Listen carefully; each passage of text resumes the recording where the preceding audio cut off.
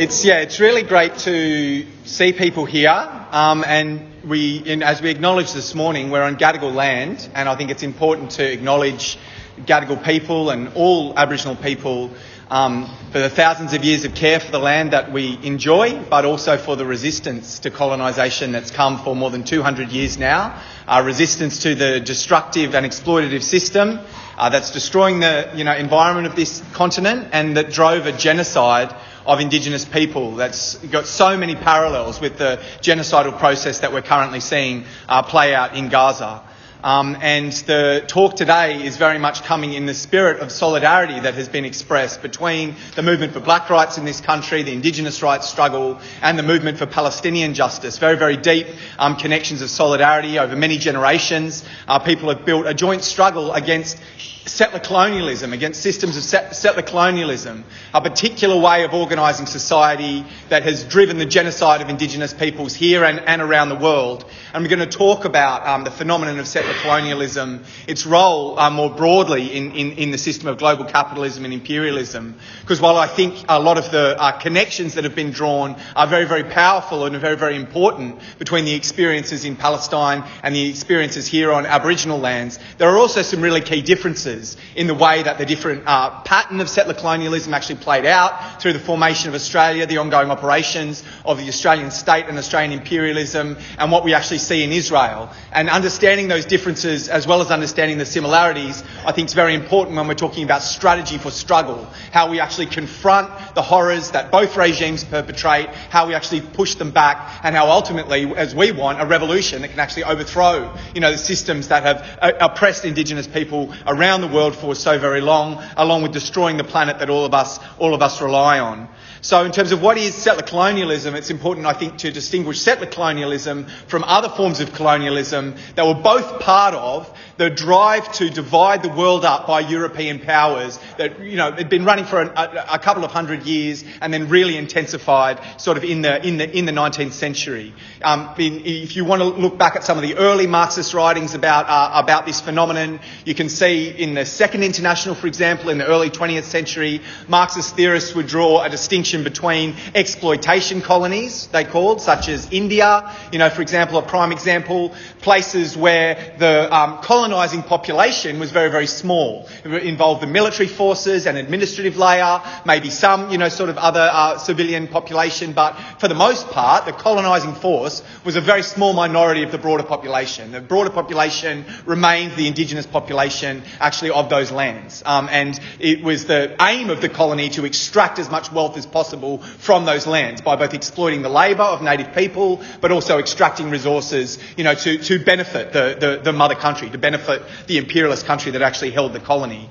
That's distinguished from work colonies or settlement colonies, where actually part of the process of colonisation and domination of the region involves a degree of an attempt to actually replace, like committing a genocide against the Indigenous people who were there and replacing those people with often European sort of people who are actually coming in who make up the bulk of the workforce then. So there's a process of actual replacement of the people who are in that particular geographic area with settlers. But, for the interests, again, the particular interests of the imperialist country, of the mother country. And there's been a proliferation of study of settler colonialism and the phenomenon of settler colonialism within the academy, particularly over the last 20 years or so. It's been quite a fashionable school of settler colonial studies.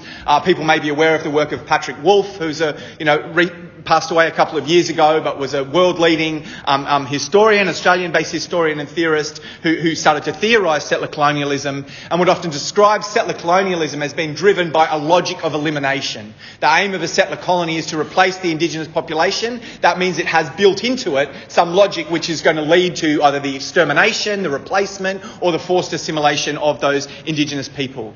I think, there's a lot in Patrick Wolfe's analysis. There's a lot we can draw. There's absolutely no doubt that there's genocidal dynamics in all settler colonies, horrific genocidal practices practiced by settler colonies. But I think it's quite misleading to actually consider a settler colony as somehow being driven by a logic that somehow a will to settle is sort of the way that you get it in the theory. There's something in a settler colony where the settlers just want to take over the land, have to take over the land, have to annihilate the Indigenous people to do it. That's the sort of the will of the settler is the logic that's actually driving the destructive process. And I think for Marxists, it's not particularly satisfying, this explanation, actually. There's all different models of settler colonialism, different patterns of genocide, different patterns of oppression, but behind them, the logic is always the logic actually of capital accumulation, is what actually structures the division of the world, and the process of, the expansion of capitalism around the world that drove the creation of settler colonies, but also the particular dynamics that govern the actual operation, though, of those colonies. Very much there's a logic of capital accumulation, the need to expand the profit-making system, bring more profits in for capitalism is what drives an expansion.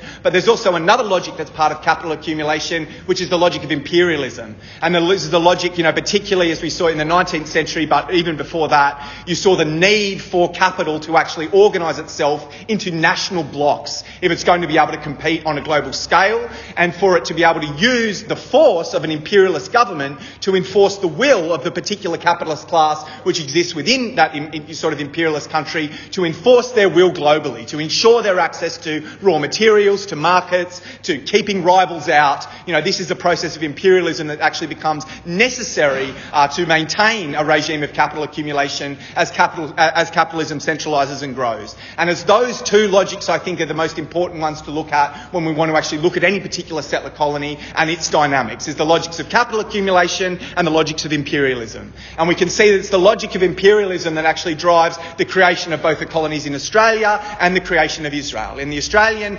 context, the British, in the first instance, were actually very worried about the French getting their foothold into this particular area. So they rushed to establish a colony at Botany Bay. Actually, in the early years, when they first set up the colony in Sydney, there were French ships around the harbour at what's now called La Perouse. There were other European powers that were scouting the area, and this was the early stages by which the different European countries were carving up the world amongst them. And they rushed to ensure that the Australian continent would be a continent where British imperialism would have the foothold. As I'll go on to describe, that actually there was a lot done to actually try to subsidise the process of settlement, make the process attractive to ordinary people to actually be able to come out here and settle. I mean, obviously there was the penal colony where people were forcibly brought here, but there was a lot done to try to actually populate the continent with British stock, with British people, in a way that actually would secure the region for the interests of British imperialism.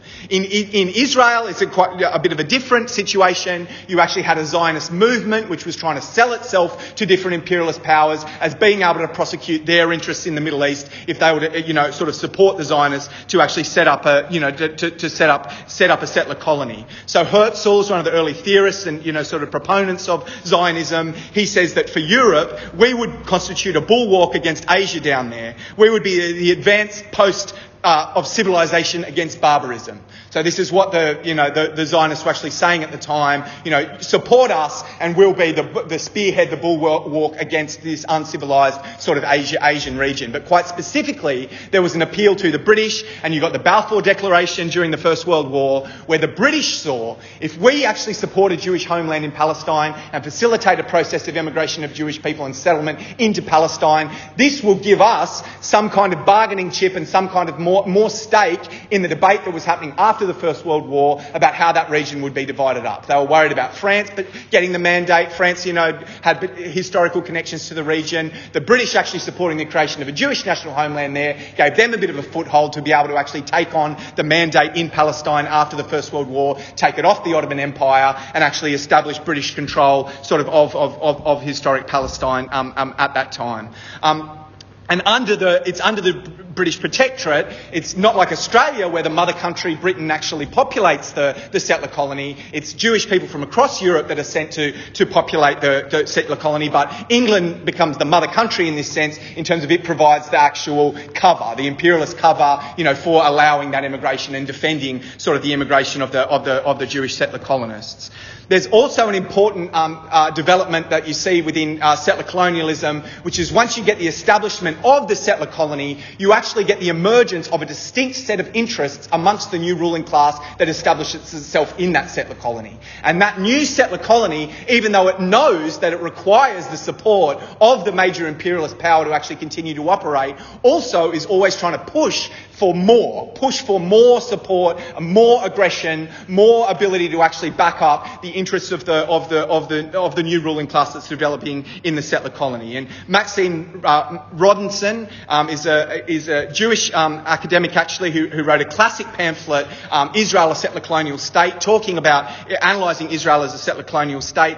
He talks about the uprising against the British that was actually launched by the Zionists after the White Paper in 1939, where it looked like the British may not support the creation actually of a particular Jewish state. He says that this was part of a classic pattern where tensions arise between the mother country and the colony about their specific interests in the region. And you've got a rebellion by Zionists actually against the British, fighting hard to actually force not just the British but then the United Nations and Western imperialism as a whole to actually support the establishment of a Jewish state in 1848 with the partition plan. But then going far further than the European imperialists actually wanted them to at that time, and launching their own war against the Arab population, establishing the Zionist state, establishing, its territorial basis on the basis of genocide and dispossession, knowing that they actually had the support of the Europeans, even though the Europeans weren't, European powers weren't supporting them as far as they could go. This actually isn't that, this isn't that unique in the history of settler colonies. You want to look at actually the creation of the United States of America out of the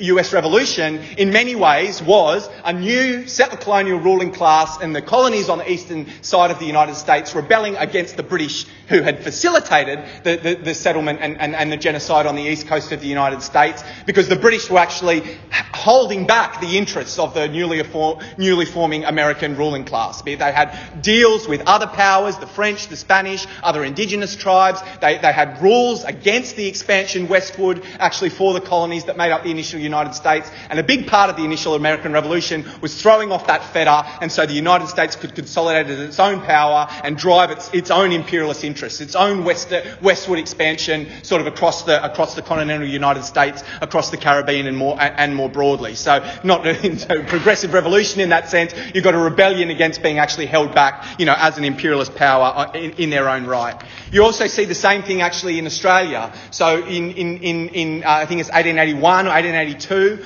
Queensland, the settler colony of Queensland, which committed frightful genocide across the Queensland frontier, expanded right across, actually went up and planted the Union Jack in New Guinea, right, in Port Moresby, planted the Union Jack and claimed Papua New Guinea for the British, right, and for the New Queensland settler colony. And then the British turned around and said, "What the hell do you think you're doing?"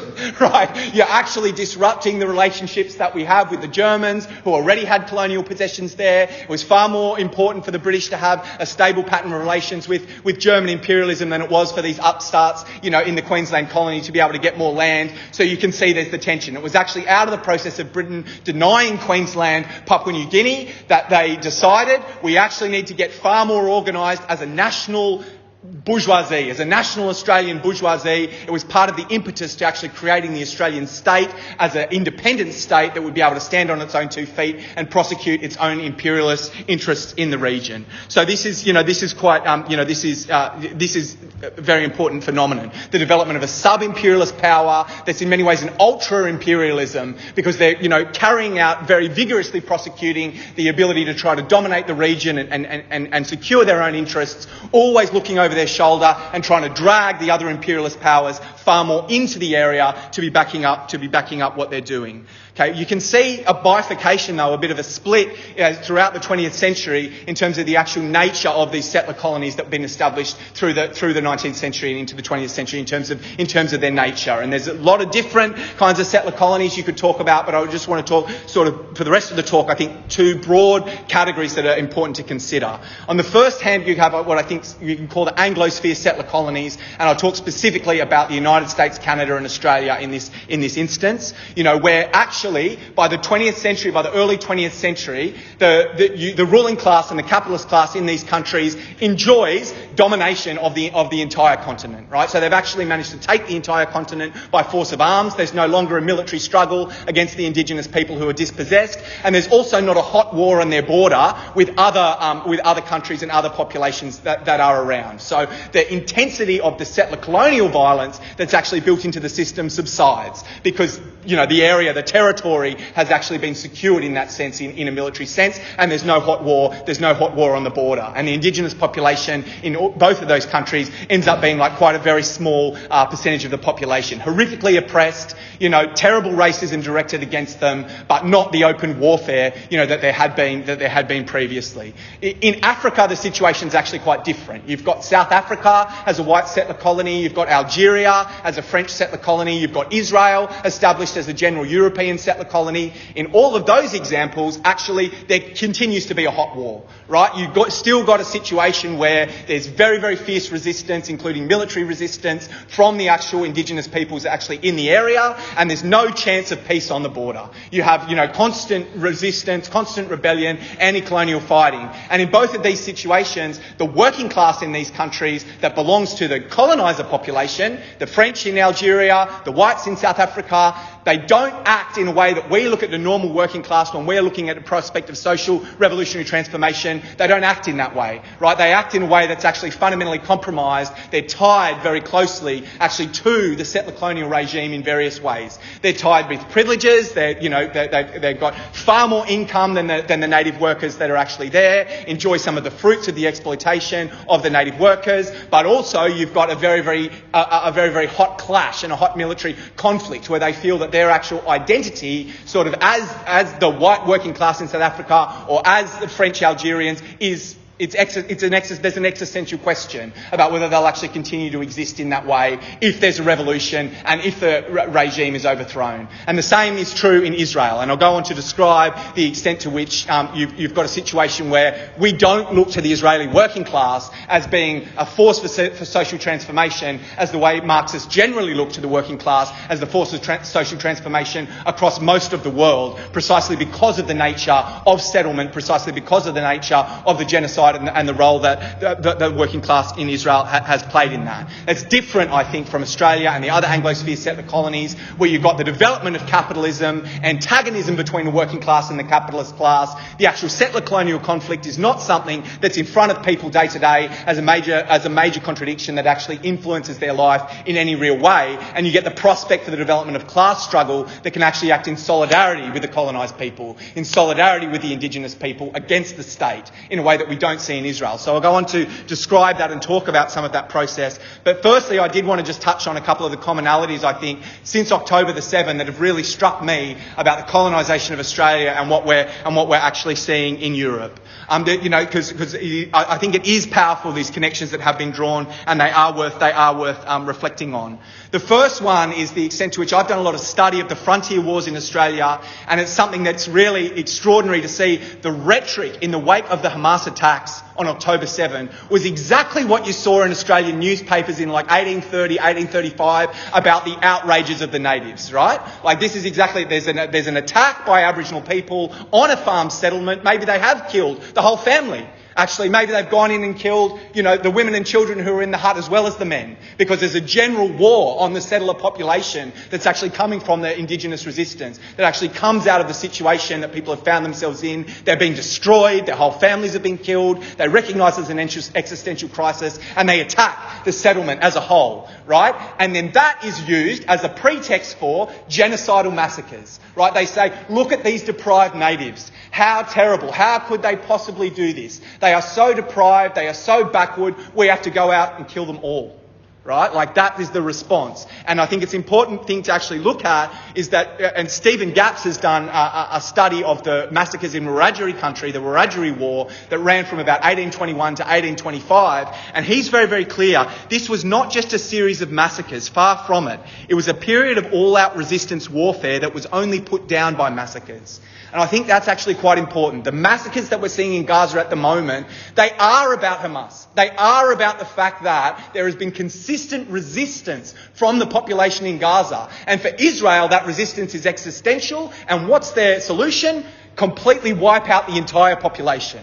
Right, that's the solution. Massacres en masse as a counter-insurgency strategy. You saw it in Australia on the frontier. You're seeing it in Israel today. The other thing that I thought I've found quite striking in the parallels is the war that Israel is waging on UNRWA, on the refugee support agency that exists in Palestine. One of the main reasons they want to destroy UNRWA is because of the memory that UNRWA holds and continues to keep alive about all of those refugee families having property in Israel. Right, UNRWA actually keeps a register of all of the lands and houses that Palestinians that were expelled from, right, and the families and what their entitlements are actually with a return to those places, and keep alive the idea that Palestinians in Gaza, who maybe 3 or 4 generations ago their families were dispossessed somewhere else in historic Palestine, that they actually have a right of return, right? So Israel wants to destroy UNRWA, to destroy the memory and destroy the idea that people have a claim on lands within historic Palestine. And my mind just goes straight to the rotten native title system we have in this country,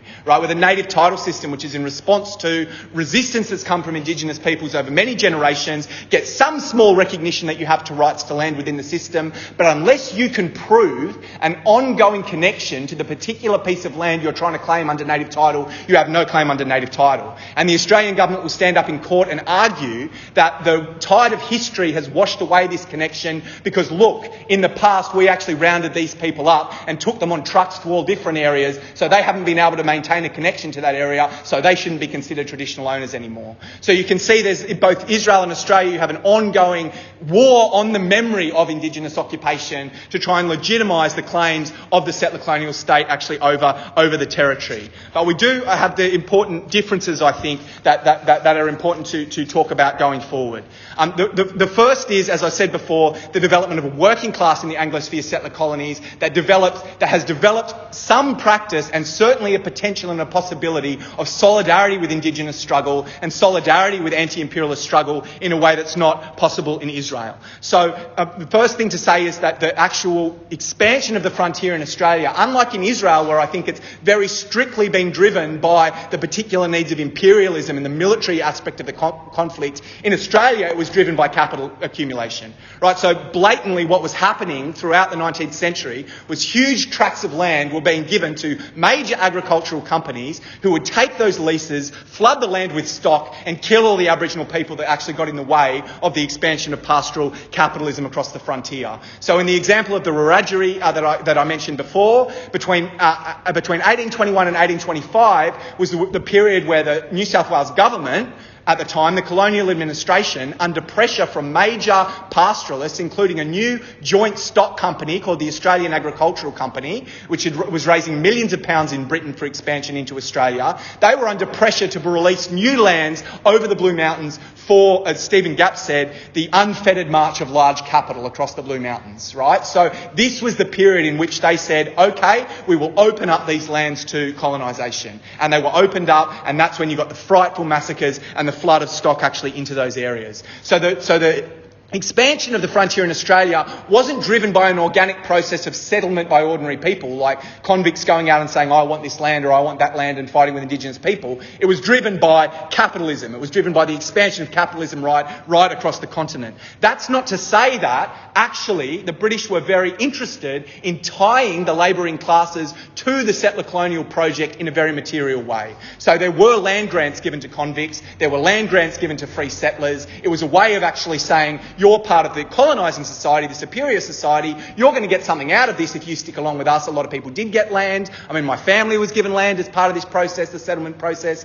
in the 1860s in northern New South Wales, after going there as cedar cutters. They went there as workers to cut trees down and then had an opportunity to get some land, had it for a little while, lost it with the market, and what actually happens with capitalism. But that was the way that it was done, to actually try to tie non-Indigenous people into the project, to think that I can advance myself in Australia and I should actually get my family to come out to Australia because I can get some land. Marx actually analysed this process in Capital Volume 1, in chapter 33. He talked about how the dynamics in the settler colonies were fundamentally different in terms of the creation of a proletariat than the dynamics actually back in England and Europe and in the other areas he was studying. studying, precisely because in the areas he's studying, like in England, the industrial proletariat has been created by a clearance of the countryside, an enclosure of the collective lands, pushing people into the cities where they have to work, whereas in the settler colony, a worker can go out on the frontier and find some land. Right? And then someone following them can find some land, and someone following them can find some land. And this fundamentally shaped working class politics, particularly in the United States, for the time that Marx was writing, right? So workers' organisations, so unions that were forming in the US in the mid-19th century were lobbying very hard for the opening up of Indian lands for settlement by workers, right? This was actually there was an antagonism between the emerging workers' movement and Indigenous peoples who still held onto land. And Lincoln, with the support of a lot of workers, including Marxists at the time, who were part of the Republican Party, who had the slogan, free soil, free land, right? Free labour. Like that was their slogan. Lincoln got elected on the basis of the Homestead Act, that he'd actually open up a whole lot of what was then Indian territory and handed over to settler workers. The point that Marx was making was this process is going to end.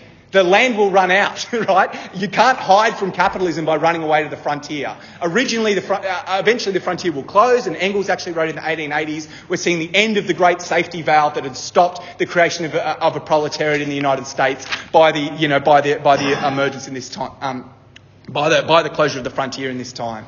And you actually saw that there were joint interests between Indigenous people at this time in the United States and the workers, the workers' movement was starting to be an insurgent workers' movement. So there's examples in the 1870s where in places like Chicago and Kansas, workers held insurrectionary strikes, actually starting to fight the police, etc. And you had the redeployment of US Army from the frontier fighting the Sioux and the Lakota and other places to smash the workers' uprisings in the cities. So you can see how there would have been a chance for solidarity, but at that time the politics hadn't developed. Where you got a breakthrough in terms of the politics about the need for the working class to support anti-colonial and anti-imperialist struggle was with the development of the Communist International and the Russian Revolution, right? And that's when you actually get an articulation of the principles that are very important for us and are very important for all the anti-imperialist movements that we've been part of, which say that the working class in an imperialist country has an interest in fighting with, alongside and in solidarity with, a national liberation struggle that's fighting against your own ruling class. Right? If they're fighting against colonial control in the colonies, we have to back them 100% because it's the same ruling class that's got the throat on their neck, that's got the boot on their neck, that's got the boot on our neck. Right? And if they can defeat in the colonies, we're going to be actually stronger here. Part and parcel of that was the need to challenge and break the racism that was actually in the heads of most workers, which bound them to their own government, to say, I actually stand with the colonised people that are fighting back. And you started to see that kind of politics become possible in Australia, the United States and other people in solidarity with Indigenous people once the frontier had closed, once there was never this process of actually giving land, no longer actually works as a safety valve, and where you start getting an anti-war, anti-racist pole emerge within the industrial working class. And this becomes very important in the Australian context if you want to think about the Indigenous struggle. Right? So in 1933, there's actually the Communist Party at this time had taken a position in solidarity with Indigenous people. Right? They'd come out and said we need to fight to return land, to break up the racist protection boards that were controlling Aboriginal life, etc. We've got to fight them. There was a mobilisation of workers' organisations, big public meetings, meetings at the docks, opposing an attempted massacre of Yolngu people in Arnhem Land in 1933. It was the last attempt that the government in Australia had of a public massacre, sending out police to massacre Aboriginal people, was actually stopped by a mobilisation of trade unionists, of radical workers, a minority of radical workers, but I think this shows what was possible. I mean, I've got plenty of examples here then through the 20th century of the way that workers in Australia, a minority of workers but an important minority, have actually stood with Aboriginal people to show that that solidarity is possible, that we have a joint struggle against our rulers. Now, that has never happened in Israel. Right? It just doesn't happen. You don't have a situation where trade unions in Israel take a stand against anti-Palestinian racism. I mean, you can be very critical of the Australian labour movement, the extent to which they've, consistently fought for black rights, consistently challenged racism. We have to deal all the time with pushing our union officials to actually take these issues seriously in circumstances where they don't want to take them seriously, right? Just like they don't want to take our wage struggle seriously, they don't want to take a struggle against racism seriously. They've got to be fought to do it. But it is possible to do it. You never see it in Israel. And the reason why you never see it in Israel is because of the nature of the Israeli working class. And I don't have an enormous amount of time. I probably actually have gone over time, but just the small little bit of time that I do have left, I'll give some account of that.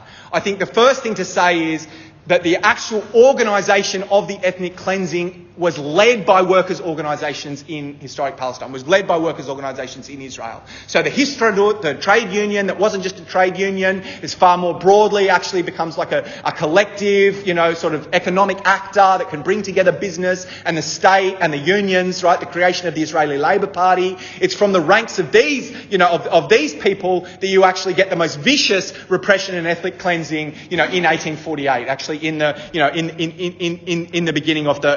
beginning of the Nakba. And the Histadrut actually plays a big role. You don't have a Zionist capitalist class. It's not that it's profitable to expand in Palestine, and that's why the Zionists are in Palestine. They're trying to create their own state, and they're trying to do it, and so they can actually have the backing of Western imperialism. And so they fight very hard. The whole reason for being of the actual Histadrut and of these labour organisations is to exclude Palestinians from the territory that they're operating in, exclude Palestinians from the work that they're actually doing, and create a Jewish homeland sort of in that regard. That's led by the labour organisations, and it's subsidised. I think that's the important thing. It's not a situation where they're just being exploited by Zionist bosses, and so you can get in there and, get into that antagonism and start to agitate for revolutionary action.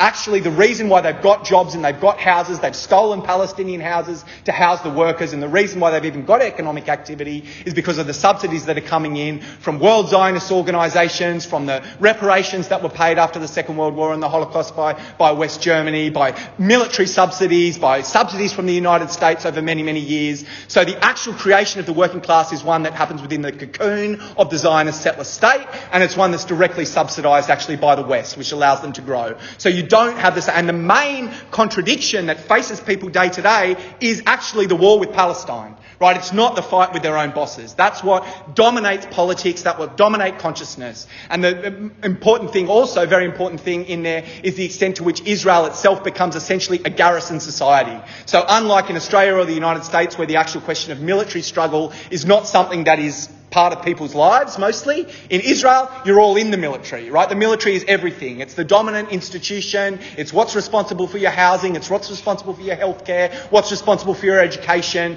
People have got active experience going out. The racist repression that's actually meted out to people in the West Bank and Gaza is something that's a collective experience that the Israelis actually perpetrate on the Palestinians because of the extent to which people are conscripted within the military. And even when in the 1980s and 1990s you've had a fall away of the extent to which Israel is directly subsidised, the Israeli economy is directly subsidised in that sense, what you have seen is the massive growth of the arms economy, where Israel is now per capita the biggest arms exporter in the world, right? They play this crucial role, the high-tech industries, in terms of keeping the wages higher in Israel and this sort of thing. It all comes out of the military industry that they're all involved in, along with the actual military conflict that they're all involved in. And in these circumstances, it's not the case that we can actually see a break where you can get in and split the Zionist workers off from the Zionist bosses and unite with the struggle across Palestine. In these circumstances, we don't actually look to the working class inside Israel, we look to the working class across the region. Right? It's the working class across the region that can isolate Israel, that could blockade all supplies going to Israel, that could blockade any military actually going to Israel, that could create a revolutionary crisis, that can actually smash the Zionist state. And it's only in the context of a revolutionary movement growing that could possibly smash the Zionist state that you could see the possibility of any breaks within Israeli society. So that's the last thing that I'll finish on is the question of colonisation here as well. Because I think that, what we have seen and what we continue to try to build is whether it's fighting, for justice in Palestine, fighting against our own rulers and their own militarism and imperialism that bolsters the occupation of Palestine, fighting against the horrific oppression that Indigenous people continue to experience. It's not the case anymore that workers are saying the state can say, I'm going to clear this land and give you a house, clear the Aboriginal people out and we'll give you this house and keep the worker on side. That's not the case anymore. That doesn't mean the horrific of oppression of the Indigenous people isn't just as fierce as it was 50, 60 years ago when you had a protection board. In the police in New South Wales, the majority of the kids police go after in New South Wales are black kids. The child protection system in New South Wales, the majority of the kids they go out and take are Aboriginal kids, right? Why is that? It's because of the intense hostility to Indigenous people and Indigenous interests that's actually built into the state in this country. The way that it's developed, the whole justification for the establishment and setup of Australia relies on the dehumanisation of Indigenous people now in a way it did then. And that has really serious ideological implications. That means racism, which is the lifeblood of our ruling class, is also the lifeblood of the dominant ideology and is very strong right across society. So any time we can actually break workers with that and bring them to supporting Indigenous struggle, as we have done. I mean, we've helped to win trade union opposition to gas mining in the Pilliga Forest in solidarity with the Gomeroi people who said they do not want gas mining in the Pilliga Forest. If we want to fight anti-Aboriginal racism, we need to build the power of our workers' organisations to say,